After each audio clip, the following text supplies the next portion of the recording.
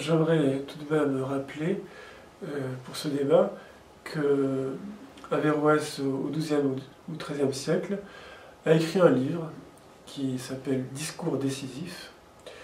Et dans ce livre, il fait tout simplement la distinction entre l'ordre du savoir et l'ordre de la foi.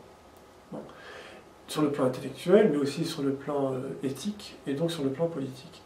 Donc Averroès a fondé la notion de laïcité d'un point de vue politique.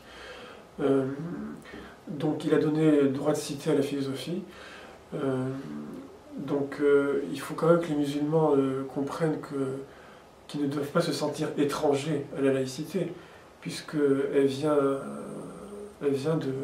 d'Averroès, donc de la civilisation arabo-musulmane.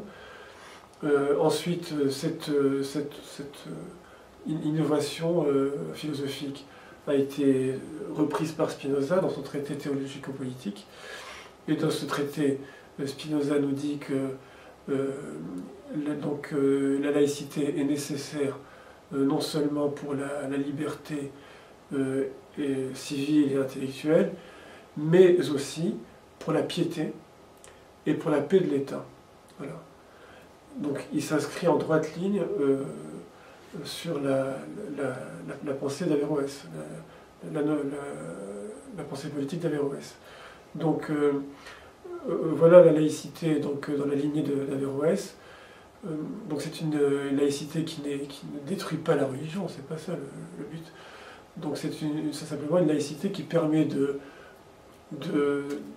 comment dire, de permettre au savoir d'éclairer la foi, et à la foi d'éclairer le savoir.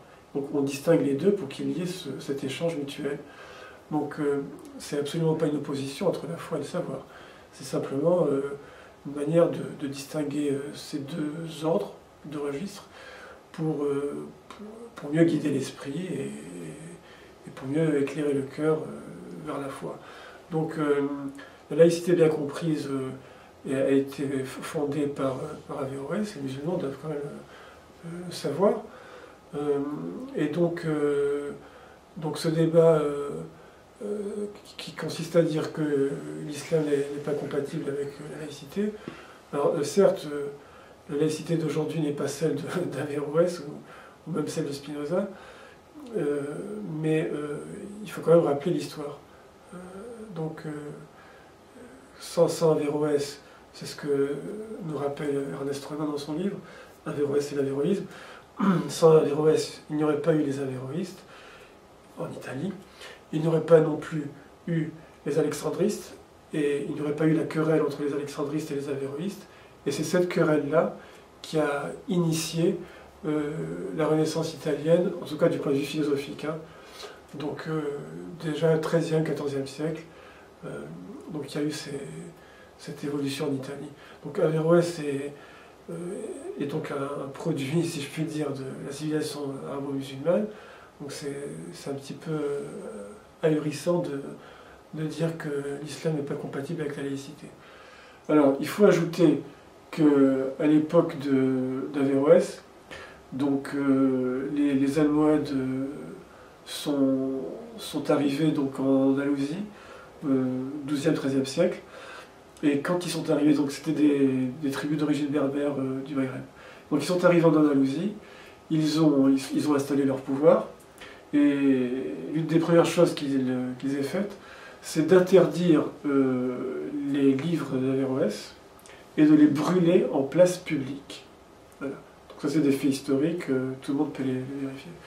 Donc en fait ces forces réactives, comme disait Nietzsche, ces forces régressives de l'islam, c'est ces forces-là qui ont finalement, siècle après siècle, détruit l'essence même de l'islam.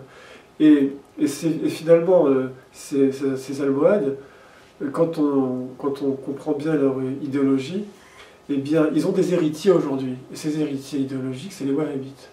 Les Wahhabites ne veulent pas entendre parler d'Averroès. Ils l'ont étouffé, ils l'ont enterré. Donc, il n'y a pas d'ijtihad qui tiennent. Pardon. Donc, les musulmans, par l'action de ces doctrinaires wahhabites saoudiens, les musulmans ont été dépossédés de l'intelligence, de la compréhension intellectuelle de l'islam, de la compréhension spirituelle de l'islam. Donc ils ont été dépossédés par cette doctrine wahhabite. Donc voilà ce que soutiennent les Occidentaux. Ils soutiennent un régime qui détruit les fondements, l'essence même de l'islam. Voilà ce que font les Occidentaux. Ils le font en sachant bien qu'en faisant cela, ils vont affaiblir complètement le monde musulman, ils vont détruire totalement son unité, la spiritualité de l'islam, etc. Et pour la réduire à un folklore complètement, comment dire, qui ne menacera jamais les intérêts occidentaux. Donc voilà ce qui est arrivé avec la bénédiction des Occidentaux. Et donc ces wahhabites ont détruit donc, tout ce qui faisait l'essence de l'islam. Ils en ont fait une idéologie politique radicale, monstrueuse, avec Daesh, et donc avec les talibans qui sont des étudiants donc, acquis aux doctrines wahhabites. Donc voilà d'où vient le djihadisme terroriste, voilà d'où vient le Daesh, etc.